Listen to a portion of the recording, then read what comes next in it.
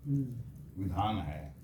आजकल जो आर्य समाज में भी चल रहा ना चक्कर, आज अब तू भी होते देते, तू भी होते देते, ये विधान नहीं है, वैसे करा रहे हैं, विधान है नहीं।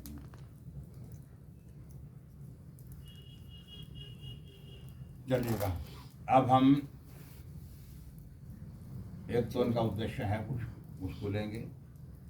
आप गायत्री मंत्र से, मृत्युंजय मंत्र से और विश्वानदेश्वर एक फिर मंत्र विशिष्ट है, उसके द्वारा आहुति देंगे। मैं घी की दूं? नहीं, सामग्री ले लो आप भी साथ में। ये कटोरी हटा दीजिए। नहीं, नहीं रहने दो, फिर आहुति बीच बीच में पड़ेगी ना। अच्छा जी, क्या बात ये है। बंद कर दो भाई, मोबाइल बना के। चलो सर धर्म है आहुति के। एक बात मैं और बता देता हूँ, अग्नि को वेद में परमात्मा का मुख बताया है, देवताओं का मुख भी बताया, पितरों का मुख भी बताया। मैं जैसा अगर कह रहा था, एक मंत्र आता पुरुष सूक्त में, यजुर्वेद का 31वां अध्याय है, उसमें पुरुष सूक्त आता, उसमें परमात्मा ने अपना स्वरूप का वर्णन किया है। आपके पास में कैमरा है, भगवान का स्वरूप आपके सामने रख रहा हूँ, जरा परमात्मा का चित्र खींच लेना, ठीक है ना।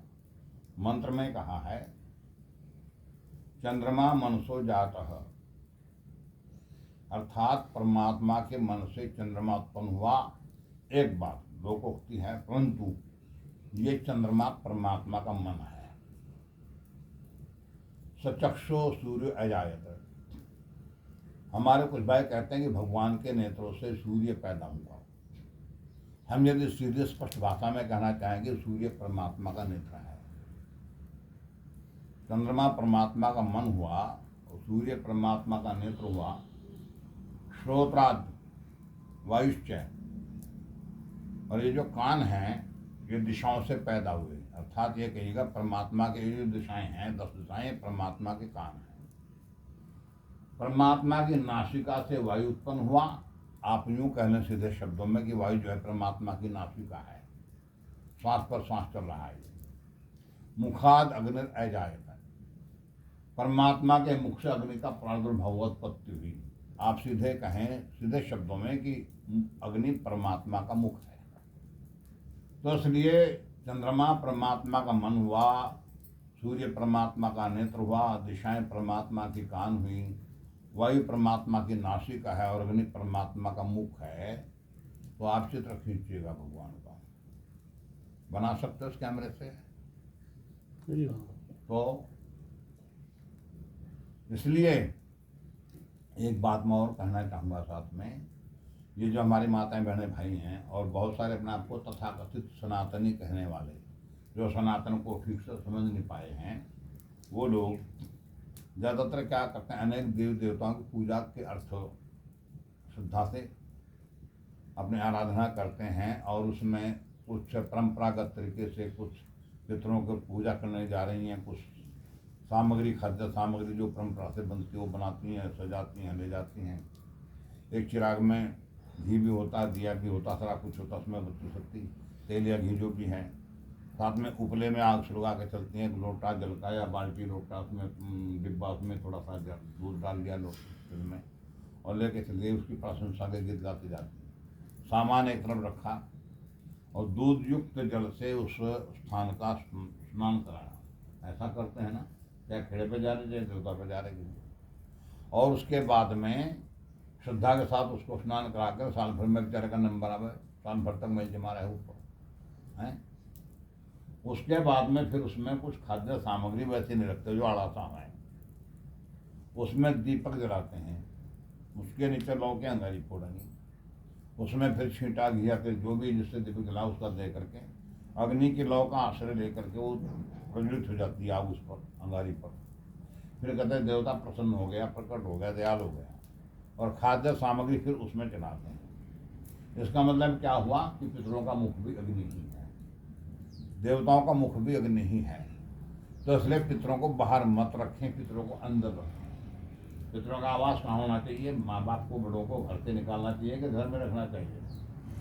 मेरा अर्थ ये नहीं कि तुम थान उठा करके घर में रख लो पितर जगह में रहने की। अभिप्राय ये है, ध्यान रखना, छोटी सी बात है, बेसिक बात करूँगा मैं आप लोगों से, व्यवहार में जो आती हैं बातें प्राय करके।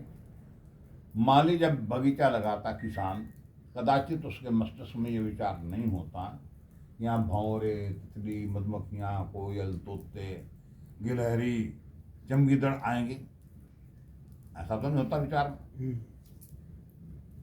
भाई फूल खिलेंगे तो बेचेंगे, पैसा थोड़ा सा जेब में आएगा, घर का काम चलेगा, व्यापार करते हैं ना फूलों का भी। फल लगाते हैं, फल पकता है, आता है, तो भौरे तितली मधुमक्खियाँ अपना बिना बुलाए, तो उनको बुलाया जाता है क्या? भौरे तितली मधुमक्खियों को, चमगीदड़ को, गिलहरी को, उनको बुलाया जाता है क्या?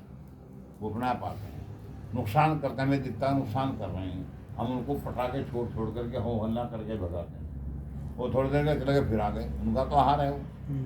तो ठीक इसी ही तरह से बिना बुलाए जैसा आ जाता है, ठीक इसी तरह से जहाँ परमात्मा की आराधना अग्निहोत्र के माध्यम से की जाती है, वहाँ तमाम पुण्यात्मा, तमाम देवात्मा, तमाम पितृ आत्मा, तमाम सिद्ध आत्मा वहाँ स्वतः आ जाती हैं और वो अपना यहाँ से भोजन लेती, खुराक मिलती है, उनको बुलाने की आवश्यकता नहीं है।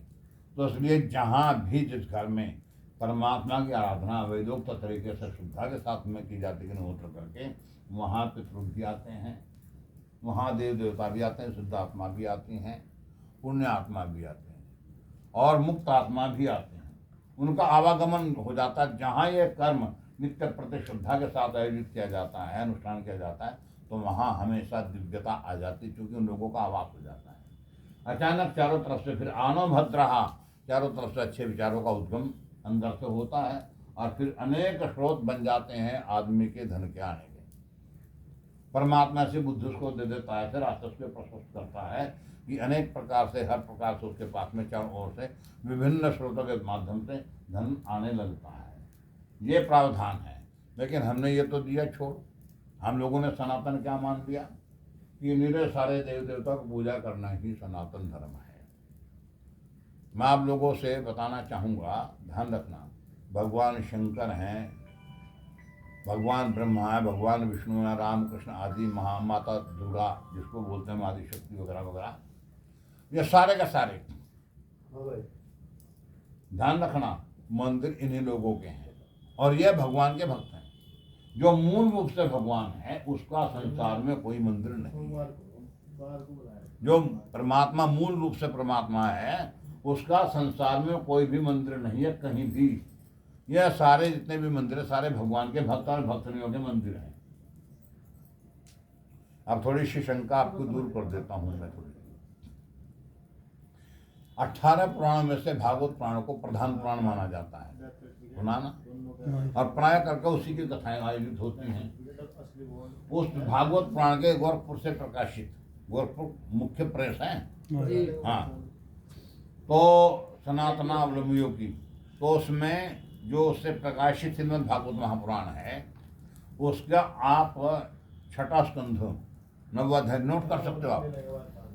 6वां स्कंध 9वां अध्याय श्लोक संख्या 20 से 22 तक जो उसका अर्थ है वो मैं बता रहा हूँ, ध्यान से सुनना इस बात को जरा। लोग तो आर्य समाज को, दयानंद को बदनाम करते हैं, इनको पता ही नहीं अब तक। दयानंद ने वही किया जो देवताओं ने कहा, जो कृष्ण ने कहा, जो राम ने कहा, दयानंद ने वही किया है, अलग नहीं रहा वो, उनके पीछे चला है वो। तो ध्यान रखना, देवताओं ने भगवान से प्रार्थना की, हेल्डिंग है आपकी भाषा में। क्या प्रार्थना की? जल, पृथ्वी, वायु, अग्नि, आकाश, ये पंचभूत, इनसे बने हुए तीनों लोग और उनके अधिपति ब्रह्मा आदि। ब्रह्मा आदि का मतलब आदि जब लग जाए तो कोई और भी साथ में है, और वो समस्तर का है सामने साथ में, ब्रह्मा, विष्णु और शंकर। ब्रह्मा आदि का मतलब ये है ब्रह्मा आदि तथा हम सब देवता।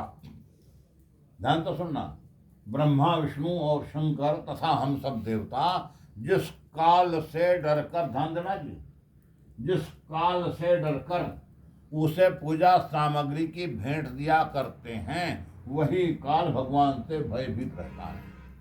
इसलिए अब भगवान ही हमारे रक्षक हैं।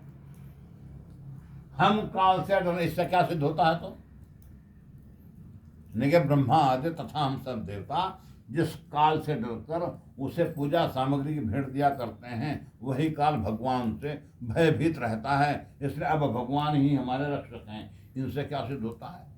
ये भगवान है कि कोई अलग शक्ति है? बताओ। अब बुद्धिजीवी लोग हैं,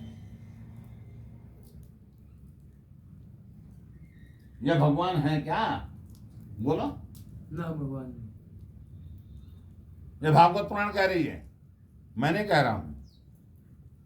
ब्रह्मा विष्णु महता, ब्रह्मा आदि तथा हम सब देवता जिस काल से डरकर उसे पूजा सामग्री की भेंट दिया करते हैं वही काल भगवान से भयभीत रहता है। इसलिए अब भगवान ही हमारे रक्षक हैं। कोई नई बात न होने के कारण कुछ भी देखकर आप विस्मित नहीं होते, त्रायमानी होते, चंचलता नहीं आती। आप अपने स्वरूप के साक्षात्कार से ही सम एवं शांत हैं। और जो आज्ञा नसीहत दे दी भागवत पुराण में, प्रभो जो आपको छोड़कर किसी दूसरे की शरण ग्रहण करता है वह मूर्ख है। वह मानो कुत्ते की पूंछ पकड़कर समुद्र पार करना चाहता है। इतनी कड़वी भाषा का प्रयोग दयानंद ने नहीं किया। प्रभु जो आपको छोड़कर किसी दूसरे की शरण लेता है वह मूर्ख है। वह मानो कुत्ते की पूंछ पकड़कर समुद्र पार करना चाहता है।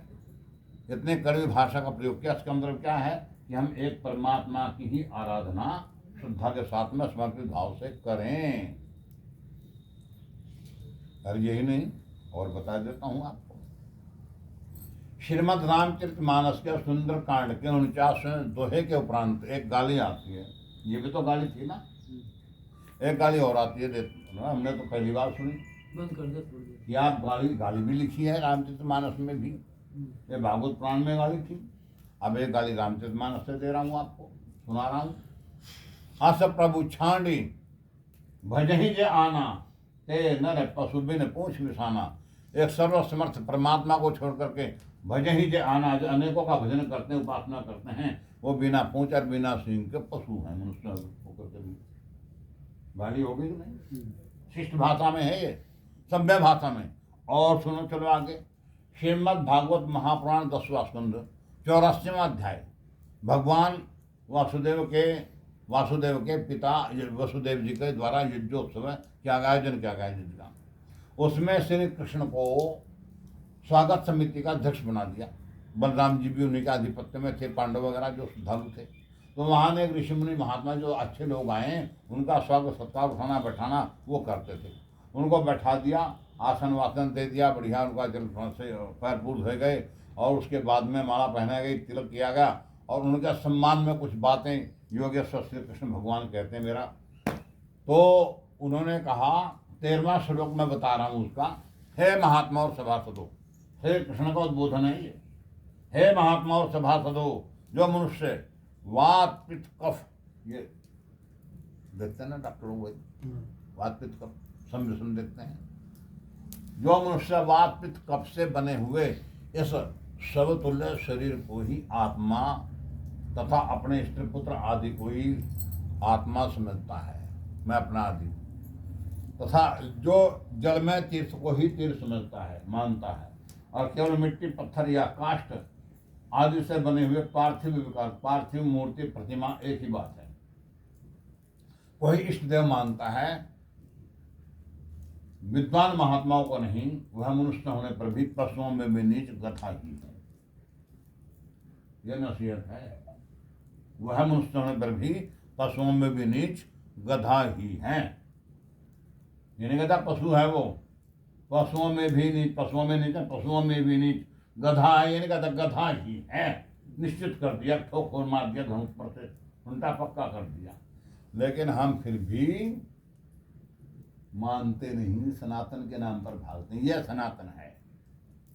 सनातन का मतलब परमात्मा है। सनातन का मतलब परमात्मा द्वारा की गई व्यवस्था है। सनातन में की व्यवस्था में कौन चल रहा है?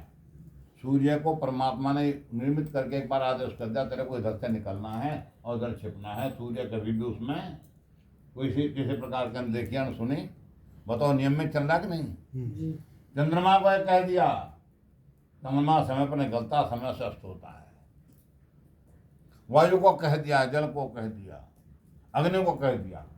वो सारे अपने अपने पालन कर रहे हैं, जड़ चीज है ये, पालन कर रही हैं, लेकिन हम मनुष्य होकर के बुद्धिजीवी होने का डींग हाँकते हैं और परमात्मा की व्यवस्था के विरुद्ध चलते हैं। हमें दुनिया से भय लगता है, दुनिया वाले से भय नहीं लगता। जिस दिन दुनिया वाले से भय खाने लगोगे उस दिन दुनिया का डर समाप्त हो जाएगा। उस दिन दुनिया से बोलो और डरेंगे नहीं डरोगे। जिस दिन परमात्मा से डरना शुरू करता है, परमात्मा से डरना, उसकी व्यवस्था में रहना आरंभ कर देंगे समर्पित भाव से, तो परमात्मा फिर इससे डरने लगेगा दुनिया से क्या कह क्या नहीं कहे। और एक बात और बता रहा हूं, आपने रामायण देखी, आपने महाभारत देखा सीरियल। मैं धन्यवाद देना चाहता हूँ सीरियल के निर्माताओं को, बी आर चोपड़ा को और रामानंद सागर को। बी आर चोपड़ा ने जो रामचरित का क्या नाम श्रीमद महाभारत का जो वो बनाया है सीरियल, तो उसमें बहुत सारी बातें उन्होंने लगभग उनके जैसा आज तक और लोगों ने नकल की, लेकिन ऐसा बना ही नहीं किसी ने। सानी बना सानी नहीं है उनका। लेकिन फिर भी मैं आपको बताऊंगा बात, उन्होंने कहीं तक सत्यता को सामने रखने का प्रयास किया है, सत्यता को सामने रखने का प्रयास किया है। तो मैं कहना चाहूँगा कि नीतीश भारद्वाज जो थे वो कृष्ण की भूमिका में थे। वो जब पर्दे पर आए, हाँ भगवान आए, कृष्ण आए, है ना, भाव तो भगवान का था ना। लेकिन क्या हमारे भाव रखने से क्या नीतीश भारद्वाज कृष्ण बन जाएगा? है ना, रोल ही तो किया उसने, वो कृष्ण तो नहीं बन गया। क्या अरुण गोविल राम का रोल करने से भगवान राम बन गया? क्या दीपिका पादुकोण सीता का रोल करने से सीता बन गई? रोल थे। इसी प्रकार से राम ने और कृष्ण ने भी भगवान का रोल किया है। अर्जुन जो था वो जीवात्मा का रोलर था, कृष्ण भगवान का रोलर था। और इससे सिद्ध करूंगा मैं आपके सामने गीता से ही। तो चलो गीता के 18वें अध्याय के 66वें श्लोक में योगेश्वर श्री कृष्ण ने एक बात कही है,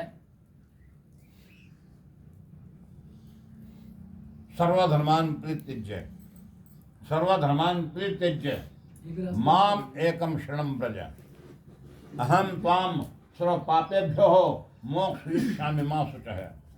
अर्थात है अर्जुन, अर्जुन को तो हमारा प्रतिनिधि है सबका, जीवात्माओं का, अर्जुन को माध्यम प्रतिनिधि बना करके कह रहे हम सबका। सर्वधर्मान प्रतिज्ञ, लोगों ने नाना प्रकार से जो धर्म के नाम पर आडंबर फैला दिए, इनको छोड़ दे तू सारा और केवल मेरे शरण में आ जा। माम एकम, मुझ एक की, शरणम ब्रज, शरणम में ब्रज मैंने आ, अहम त्वाम सर्व पापेभ्यो, मैं तुझे सारे पापों से मोक्षयिष्यामि, मुक्त कर दूंगा। मां सोचे शोक ना कर, चिंता ना कर तू।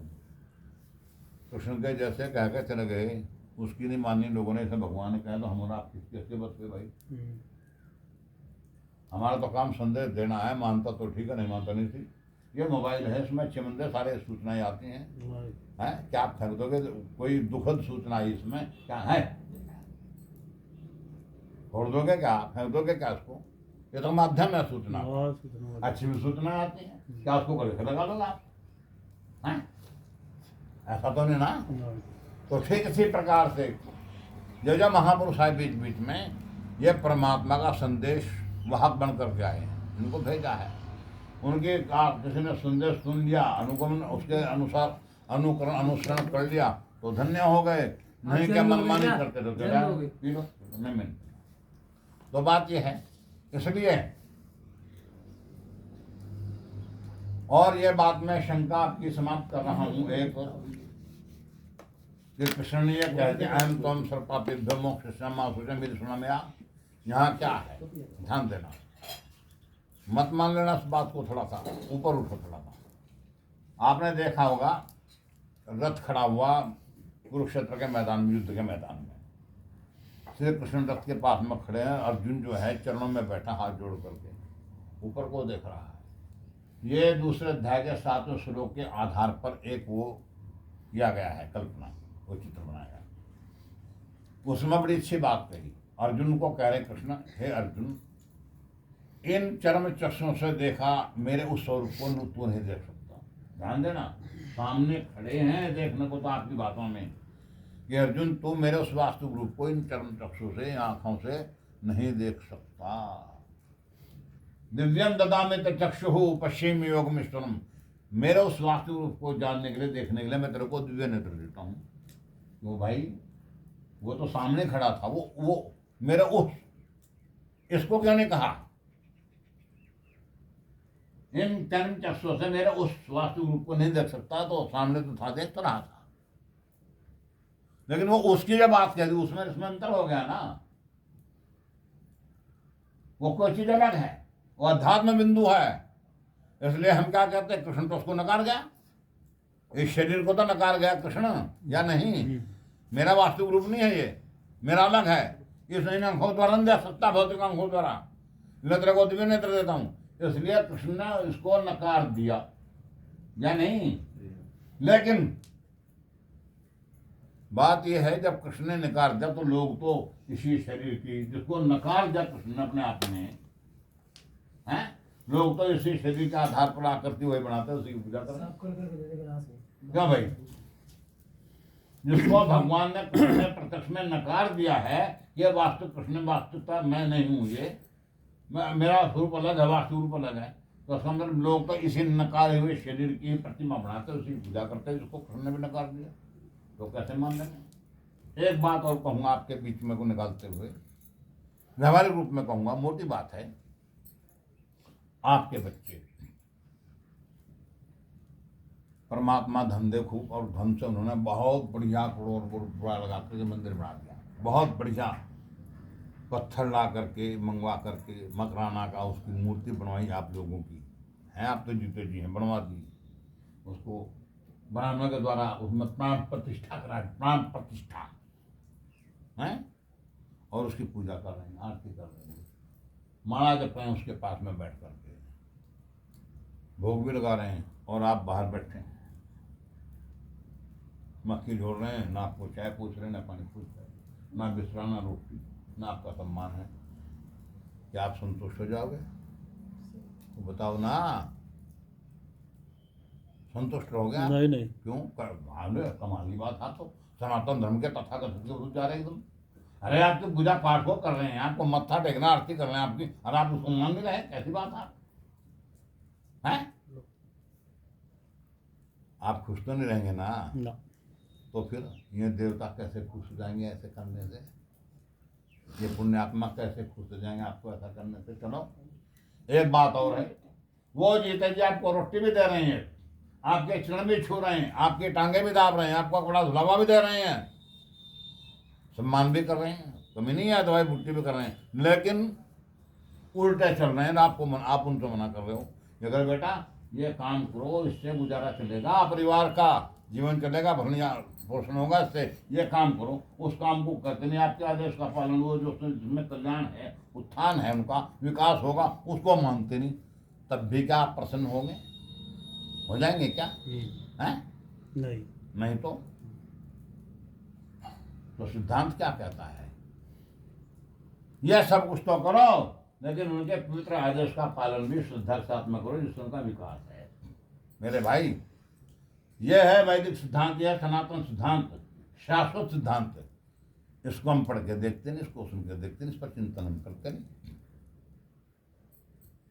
बात यह है, इस करके हमारे उसमें आज क्या तो राम ने जहाँ छोड़ा था, 9 लाख वर्ष व्यतीत होने के बाद भी उसी राम का प्रादुर्भाव इतिहास के आधार पर कृष्ण के रूप में हुआ। जहाँ से राम ने छोड़ा वहाँ से कृष्ण ने शुरू कर दिया।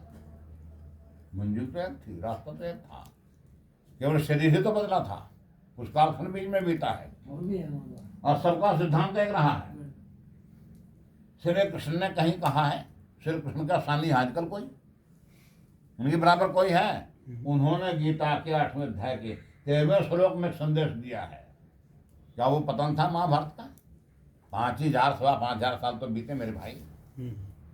क्या उनको पतन था सनातन के नाम पर क्या क्या खिचड़ी पक्की क्या क्या लोग करते हैं? लेकिन नहीं, श्री कृष्ण ने जो सनातन था, सनातन को सामने रखा है। वो कह रहे हैं जब के लिए गीता के 8 अध्याय का 13वां श्लोक है, अध्यात्म के नाम से जाना जाता है, 13वां का नाम 8वां अध्याय।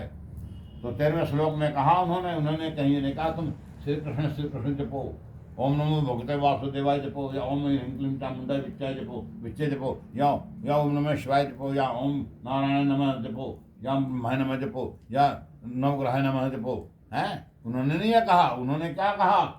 ओम, पहले कुछ नहीं लगाया, ओम इति, बाद में इति कर दो, उसके आगे भी कुछ नहीं है, आवश्यकता ही नहीं है, क्योंकि अपने आप में पूर्ण है। आपका शुभ नाम क्या है? विजय। विजय। आप हैं तो आपसे पहले सम्मान में श्री लगा देंगे और बाद में जी लगा देंगे। और यदि आप नहीं तो श्रीधर जी किसके साथ लगाएंगे तो बताओ, हैं? आप से तो सब आप आते हैं, ये आप है तो श्री लग सकता है, जी लग सकता है, आप नहीं है तो कुछ भी नहीं है। इसलिए कृष्ण कहते हैं ओम इति, और फिर कहते हैं एकाक्षरम, केवल यही एक अक्षर, ब्रह्म, परमात्मा का मुख्य नाम है ये, सारा कुछ उसमें है। व्याहरण मा मनुस्मरण यह प्रयाति तेजन देहम सयाति प्रमाण गतिम, जो इस एक अक्षर ओम का स्मरण करता हुआ मेरे जैसा पवित्र जीवन धारण करके जो प्रणंत कर जाता है, वह परम गति को प्राप्त होता है, मुझे प्राप्त करता है, मेरी गति को प्राप्त होता है। यदि मैं अध्यापक बन गया तो मेरे पास में रह करके पढ़ने वाला भी अध्यापक बन जाएगा, कुर्सी पर बैठ जाएगा, ऊपर भी बन जाएगा। यदि पढ़ेंगे नहीं, विद्या का देवता है मास्टर, चले गए, एडमिशन हो गया, सारी बात होगी, मास्टर जी पढ़ा रहे हैं, सारी बात कर रहे हैं, पढ़ता है नहीं वो।